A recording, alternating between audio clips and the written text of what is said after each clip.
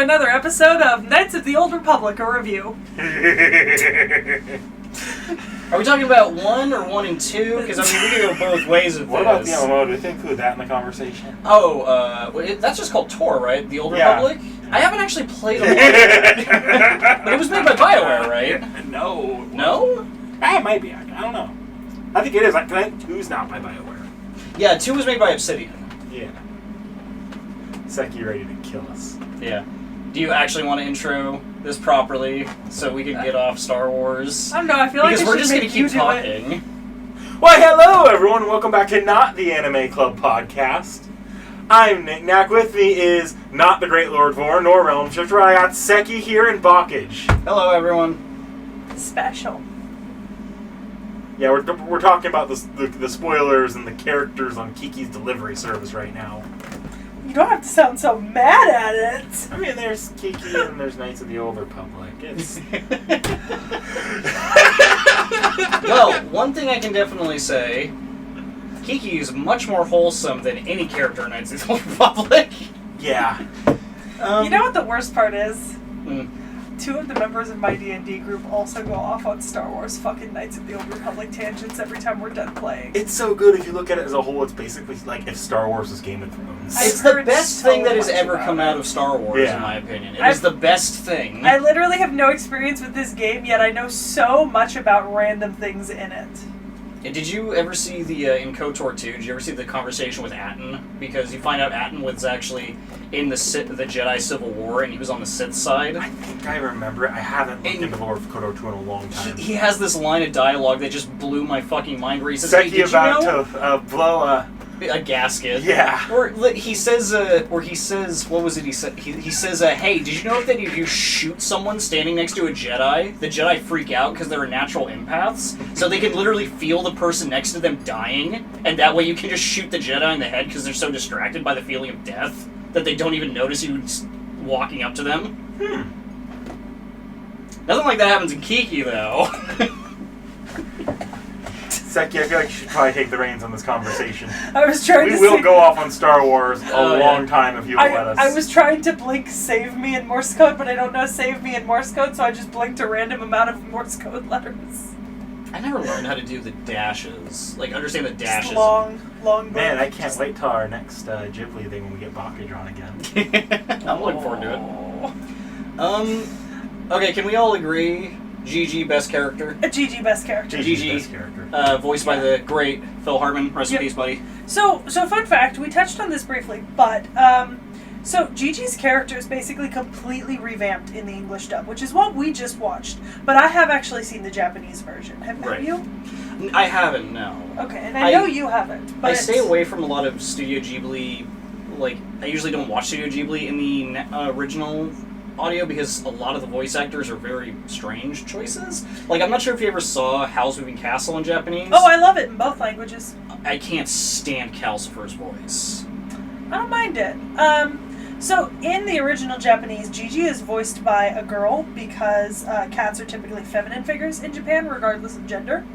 And so it's voiced by a girl, and Gigi has a lot less lines in the Japanese. So the Disney version adds a bunch of lines in, and is wholly kind of more sarcastic and because sassy. It's Disney fun animal sidekick kind of thing, I imagine. Yeah, that's not the case in the Japanese version. In the Japanese version, Kiki talking to Gigi and Gigi responding is meant to show the childishness of Kiki, which is why at the end of the Japanese version, she still can't speak to Gigi because she's grown out of needing to talk to a cat. While in the Disney version, they insinuate that she can once again speak to Gigi and everything's okay because the animal companion. I gotta say, it's a little bit... It feels like it might... Like, I haven't seen the Japanese version, but I feel like that might be a little out of place in the Japanese version to treat it that way. Specifically because, like, one of the first indications that she's lost her magic, and that was part of the losing the magic, was when she stopped being able to speak to Gigi, which... Yeah. In the Japanese interpretation if it never comes back, that sounds like two different things are happening there, which is a little bit confusing plot-wise. Well, it's because... also, it seems like it kind of points the reason as to why she's losing her powers is that she's losing some of that childlike innocence that she has. And that's why she's losing her Well, powers and everything, because she's becoming bitter about things? Not child innocence. They say immaturity when describing it. Absolutely. Not innocence, but immaturity. And I'm sure that the explanation loses some in translation. And I mean, on the whole as well, as far as World War, so we don't, obviously none of us speak fluent Japanese. No. So, I mean, perhaps, I bet some of the dialogue translates differently, and if you watched it in Japanese and you could actually understand the Japanese, like, one-to-one, along with the concepts that go along with, like, Japanese culture, I bet it wouldn't feel quite so out of place, but for us, it would, because we don't have that context in those. Yeah, also I wonder if it's maybe like a cultural thing. I can see the value of it thematically. Trust me, I do. I feel like story-wise, though, that's where I'm tripping up a little bit on it, just the implications as far as the entire losing powers.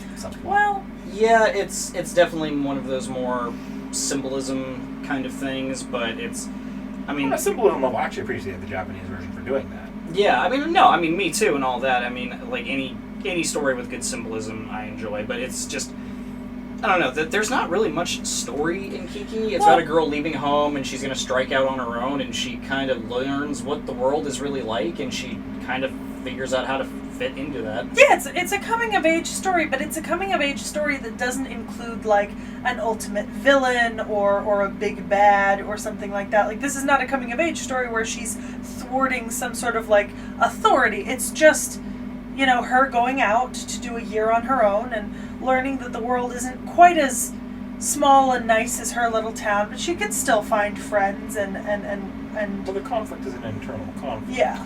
Friends.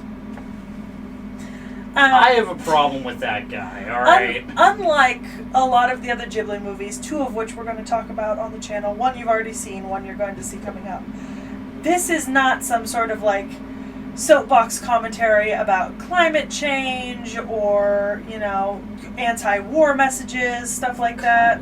Oh, Ponyo. Also Mononoke. No, Mononoke is about industrialism. Yeah. Yeah. Yeah, Mononoke is about industrialism and, like, destroying other, like, the cultures of the natives for your own gain and profit. Yeah. You can spread that a little bit to climate change, Yeah. but it's not as direct as something like, I think, Ponyo. Ponyo, Ponyo is very much climate change Well, thing. okay, But, it doesn't have some sort of, like, big overarching message about something that's wrong with our world right now. Yeah, exactly. Yeah. It is relatively simplistic and just standard? Not standard. That's not a good word. No, it's very slice of life, and it's very down to earth. As weird as it is, because, she has magic powers and all that, but it's very down to earth and very, well, just, like I said, slice of life, everyday kind of troubles, essentially. Where it's like, there's no real antagonist or anything, there's just bitchy people. Just, just really unpleasant people in the world, and that's the worst you get. Yeah, and there's also, like, a kind of a minor kind of sub-thread about, like, helping people out who need it, and that little extra bit of time, and, how just spending time with people sometimes can reveal more about them than you might have thought at first. Also, if a weird guy keeps following you around, you should definitely give him a chance. I have a problem with that guy. Do you have a problem with Tombo? Not really, no. I don't either. I think I don't know. I look at that and I go, that's creepy, dude. She clearly doesn't like you. She doesn't really like you being around, and you just keep showing up and following I don't know. her. She was kind of just being an asshole. I mean, yeah. For, like, half of those. I mean, she was, but, like, the dude can't take a hint. Let's put it that way. Okay, he helped her. And he helped her, and he wanted to talk to her, because he was like, oh, a witch, and you fly, that's really cool. It was a shared interest, he thought, so he helped her by distracting the policeman. And then when he tried to talk to her, she basically said, fuck you, we haven't had a proper introduction, I don't want to talk to you. I, like, in my standpoint, hi, Kat. What's going on? You got anything to say about this? Hello, Gigi. That's Loki, by the way, not Gigi. Well, he looks like one of Gigi and Lily's kids. No, all the kids were white or black. I know. They weren't a mix. Just look at the back of him. Don't look at the front. He's got the tip of his tail. No, don't look at the tip of his tail. Run, Loki, run. Be free. Go, be free, little Pop-Tart. I've been robbed. I had a Furby. The Furby's distracting from the conversation. I was still talking about Gigi. Were you, though? Yes. And Lily. No, but I don't know. I honestly, okay. Just random thought I had. Did we ever learn the baker's name? Not the wife, the husband. No. No. So he doesn't have a name. No. Ouch. I mean, he Ouch, might, bro. He might, but we didn't catch it. Like, there's a good chance he might have, we just didn't catch it. I feel like Asano might have said it at one point, but we just missed it. Do you think that maybe one of the subtle things that they were trying to get across in this movie is that the younger generation are a bunch of shitheads? Because everyone that Kiki meets that is nice to her or like has some insightful things to say are older than her, and all the people her own age except for maybe Tombo are all complete shitheads.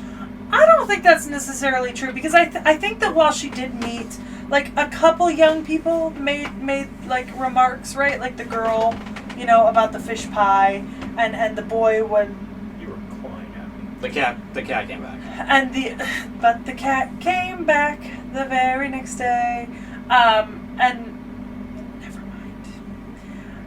Nobody gets Moving my on. references. And there was the boys who were kind of making fun of her at the beginning, but on the whole, not many of the young people actually like were disparaging towards her. Like for example, when she's kind of like huffing at the girls her age, right? Like they haven't done anything to her. Like the ones who were just walking and talking to one Only another. one of them was kind of an asshole. Yeah, the rest were just kind of living their lives, and she was looking on them with like envy and jealousy. In fact, the others were kind of like, "Whoa, she's working at that young age. Wow." Yeah, they were more. See, that came impressed. across to me as more mocking than like being impressed. I honestly thought it was a little bit more like, wow, how like enterprising, you know, rather than Yeah. oh my god, I can't believe she's working. Yeah, I don't know. That it came across differently to me than I guess it did to you guys. But yeah, I don't know. Just a thought. You ever thought you're jaded towards the younger generation? Oh no, I definitely am. I definitely am.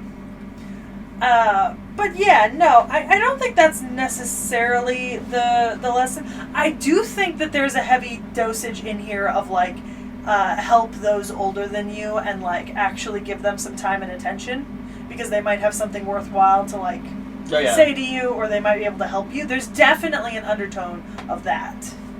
Like, you know, trust your elders. Yeah. Yeah.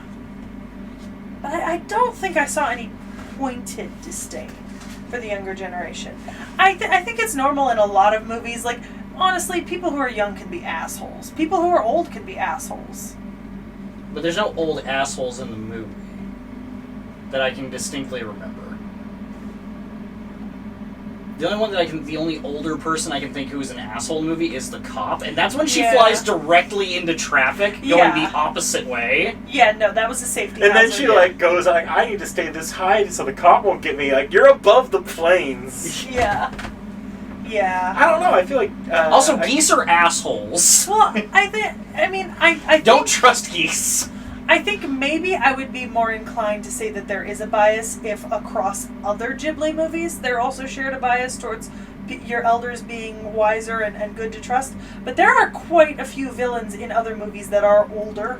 Well, yeah, but I'm just talking about this specific movie. Well, that's what I mean. I think with the sample size of one and the fact that we only met so many old people, I don't really see a particular prejudice. I feel like in this case, Kiki was the asshole, and if you're looking at it from the way the film is presented, a lot of it feels like it's sort of an unreliable narrator as far as the presentation. Yeah. How Yeah, you- that Kiki can be true, yeah. Internalizes things. Yeah, because we definitely like the way that the cop came at us, right? We were like, the cop was like really aggressive in the way he approached, but also, you know, we didn't really talk about the fact that Kiki almost caused an accident that could have killed dozens of people. We just see her getting away from the cop.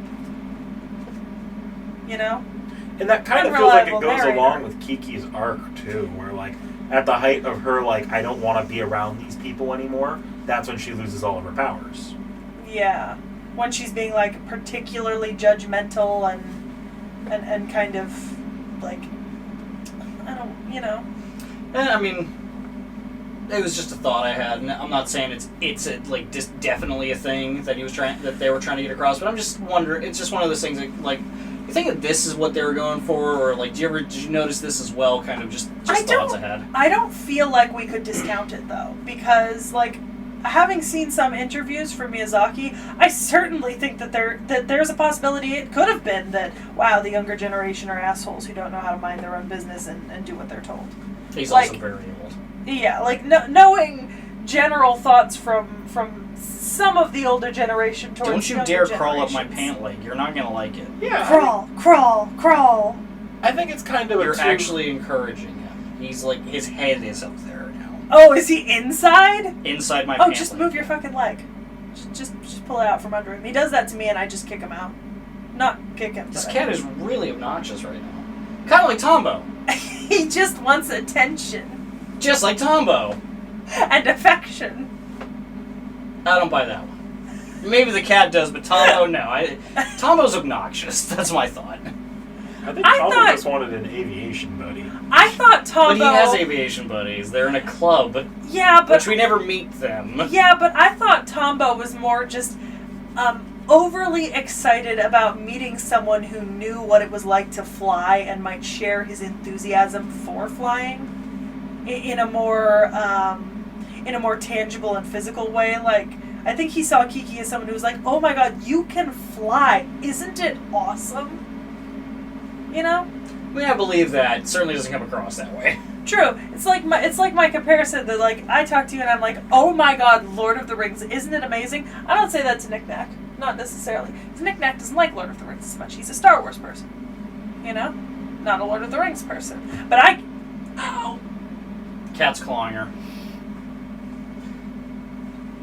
Cat's clawing Seki, so, you know, having a bit of a trouble here. Air jail. Just like Luke Skywalker in The Empire Strikes Back. Yep. Air jail. Except he's still got all his limbs. So, for now. For now. Oh, that got dark. Whoa, he fucking bolted when he said that. It's Fucking because he knows. sinister. It's because he knows. But yeah. I forgot what we were talking about. We were just talking about characters and Yeah. characters we liked, didn't like. I didn't like Tombo. Obviously, like, pretty much every other characters, I mean, okay. There's a lot of, like, nice old ladies in this movie, which is kind of like, alright. We've got Asana, Bit the peculiar. two grannies, and the painter. Did she ever have a name either? I think so. Yes. The lady who just lives in the middle of the fucking Yeah, woods on a I shack. think she did. I just don't remember it. She's Crow Lady. The older two ladies had names too. I just don't remember them in particular. Yeah.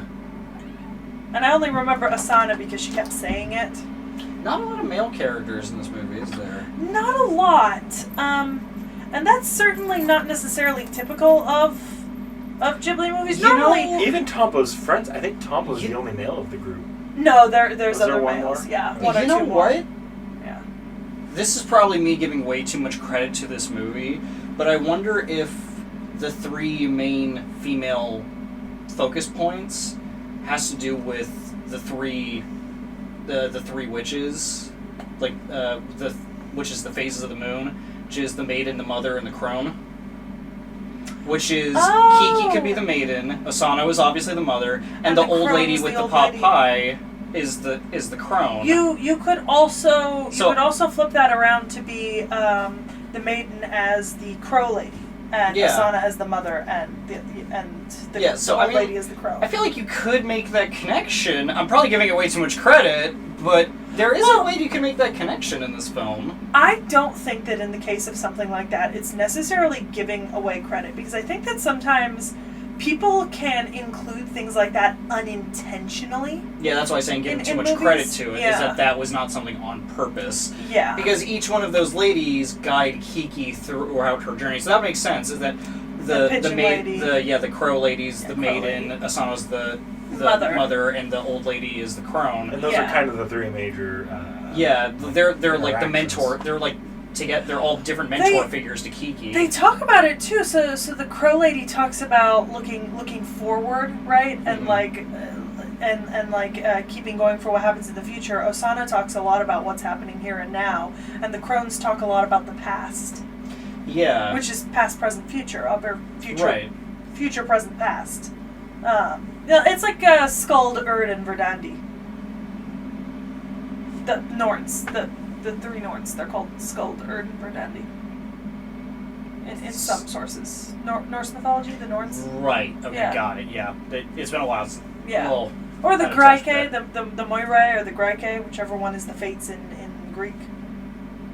It's either the Moirae or the Graike. I don't know. I forget what they're between called the in two. Greek. Yeah. I know the Fates and the Furies Yeah. and all that. Yeah.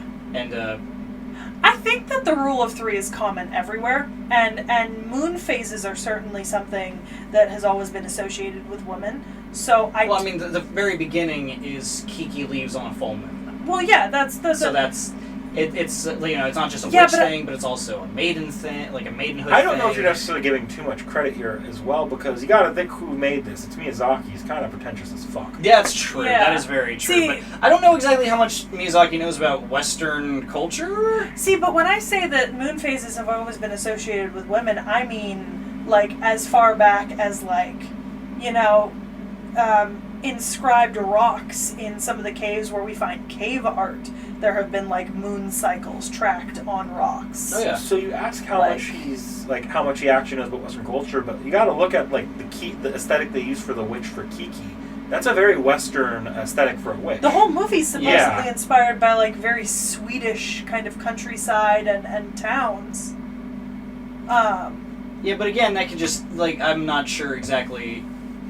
I can't speculate how much he actually knows about these things, like how much he knows about witchcraft, how much, True. like, things like... I don't know what kind of research he did, or if he actually, like, studied them a lot, I mean... But I wouldn't count it out that either he had studied European witchcraft and the idea of, like, the maiden mother of crone, or alternatively, that Japan has a comparative version of both, of which we are simply not incredibly aware of. Because I would not discount the fact that in Japanese folklore there is a concept of maiden mother crone. Because that is I common believe that. all over the world. I mean, I would believe that. Yeah. Miyazaki's also really big into folk. He's really big At least the into Japan folklore. ones, definitely. But, like, Yeah. you can see sort of how he weaves that in and out and adds that folkloric aesthetic to even the films that aren't necessarily big folklore films. While you may be giving them too much credit, I think that it's also likely that perhaps you're giving them the credit that they deserve as well. Yeah, well, I mean, I don't know. I'm just We don't speculating that this might be a thing. I don't actually know for certain. If it is, kudos. If it's not, hey, here's something that you can do if you're pretentious like me and you look way too far into details when it comes to films. So I don't know. I mean, just Well, thought. that's fair. That's very fair. Your chair, all right? I've got it, like, so if I lean back, I hit the bookcase Yeah. at a certain point, because, like, Also, otherwise I I'll want to just point die. out that there is a title here called Wolf Winter, and out of the corner of my eye, I misread it, and I thought it said Wolf Winter. $5, Cold War? I'm not taking that It is cold. Blood stains the snow on the Russia-Finland border. That's actually the blurb. It is cold. To unravel a frozen web of intrigue and treachery that stretches from the Cold War back to the chill of the Nazi occupation. Spy Oh, chasing it's a twofer. suspense. Atlanta Journal and Constitution. It's a twofer. Selected by the Book of the Month Club and the Reader's Digest Condensed Book Club. Condensed Book Club. Yeah, you had to condense down on that shit, bro. There. You guys ever done that where you just find a random book and you open it to a random page and read the first sentence you see? Oh, well, I should have looked at the cover. Yeah? Oh yeah, that's just, yeah. That's just, yeah. Well, have you guys ever done that game? A few times. Depends on the book, though. One of my favorite ones You need is I did it with 50 Shades of Grey. Wait, here are two, he told the droid. I'm going to take a quick look. Star Wars. My favorite one is doing that with 50 Shades of Grey. Oof. Because the dialogue is so terrible. You just hope you open it up and you see like a dialogue, something with dialogue. Oh. Where was it? Which one was it? Oh, shit. You made me think of Something specifically. Basically, what I can discern from Kiki's delivery service is that birds are assholes. I mean, Birds they are are. just... Birds are mean.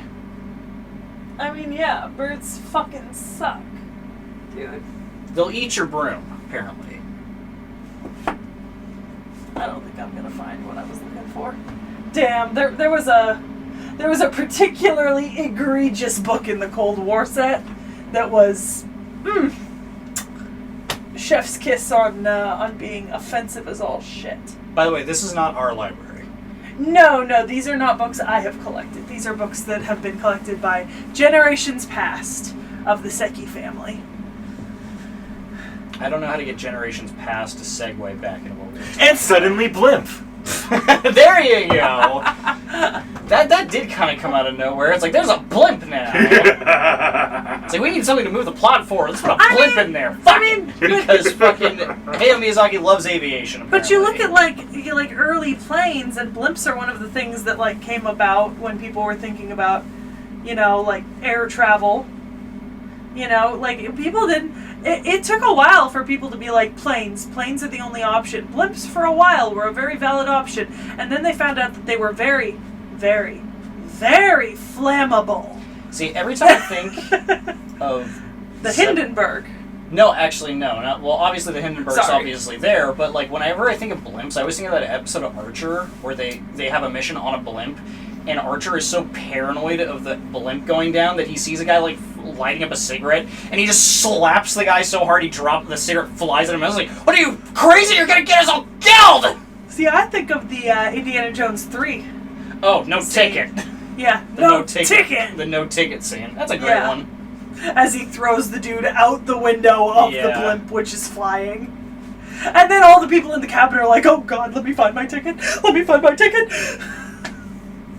You ask me what blimp story I think of? Because I promise you it's not going to be as well known. I Go want to for know it. what blimp Yeah, I wanna story hear it. Nick Nack thinks of. So there's a DLC case in an Ace Attorney game. Okay. That takes place on a blimp. And the story and the plot line of that case, like the mystery of it all, it's just 50 First Dates.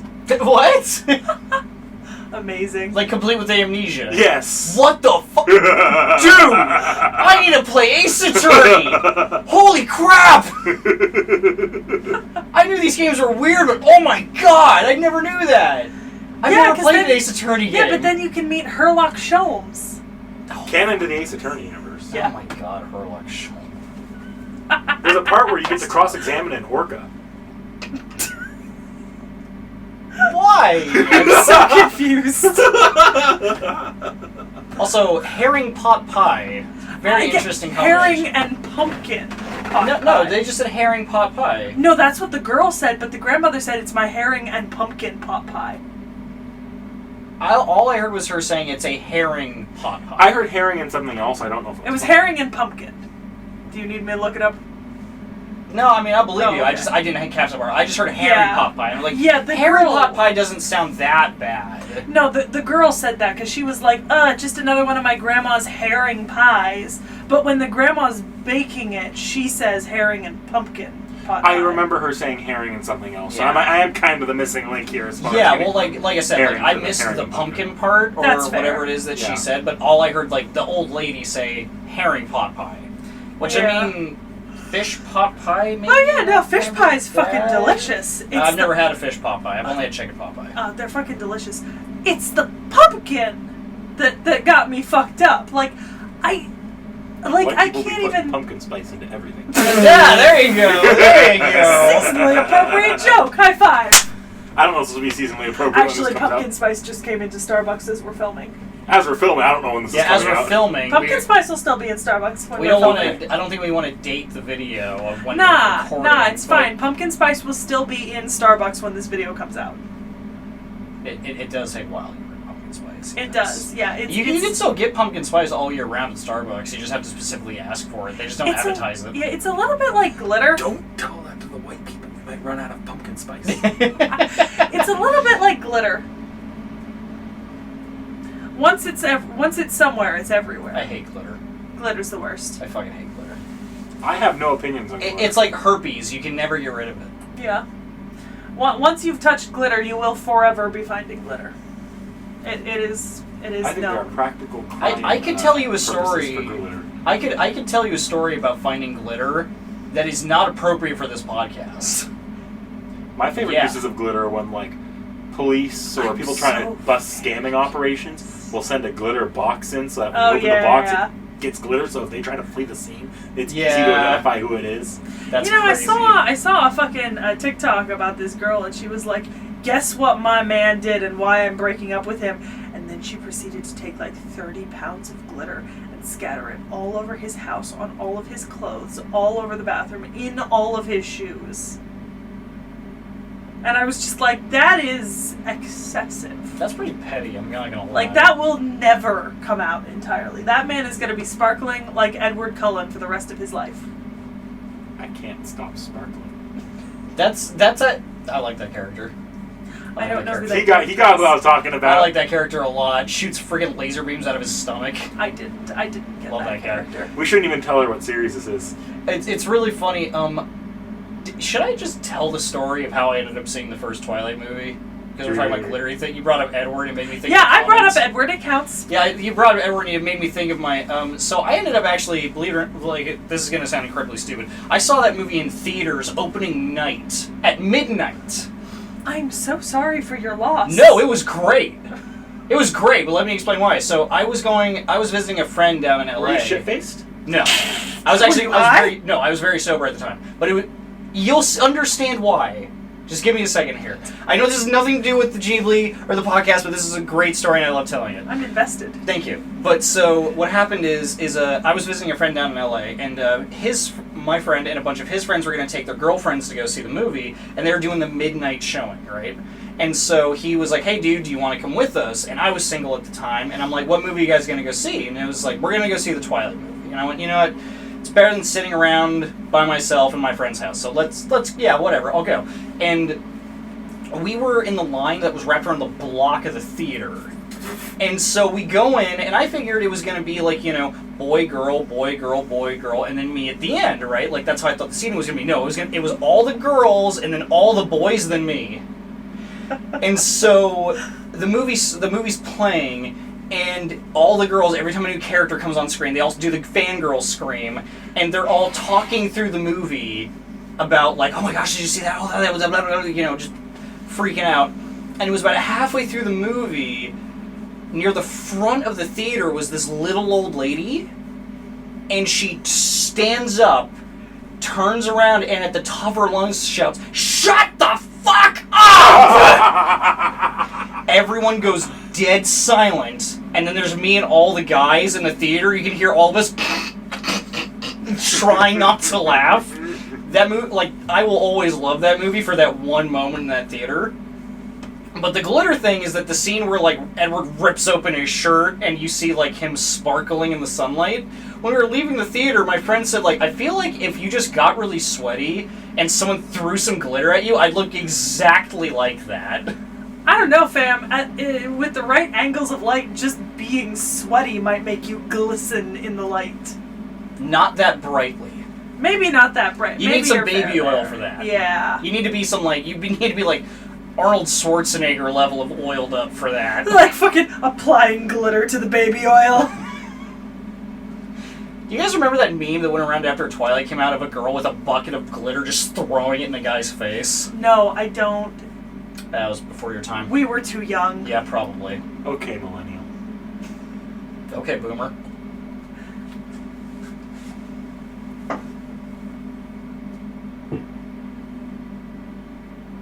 You're gonna break that chair eventually if you keep leaning back. So is there anything else we can really say about Kiki?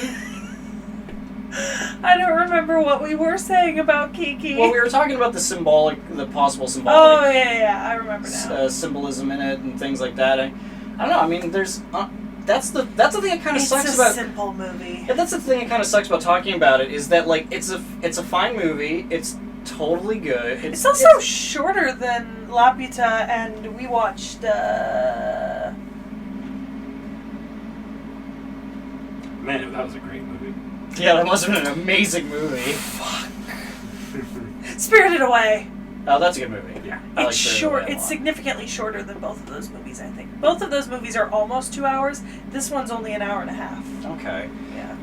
But yeah, I mean, Kiki's a totally fine movie. It's fun. It's very innocent. 10 out of 10. Show your fucking kids. Just maybe don't go into it expecting the thematic and symbolic depth of KOTOR. Yeah, exactly. KOTOR, I don't know if anything can compete with KOTOR. That shit goes deep. Jesus Christ. Analysis. This movie was enjoyable, meatbags. If anyone got that reference, I love you. I certainly didn't.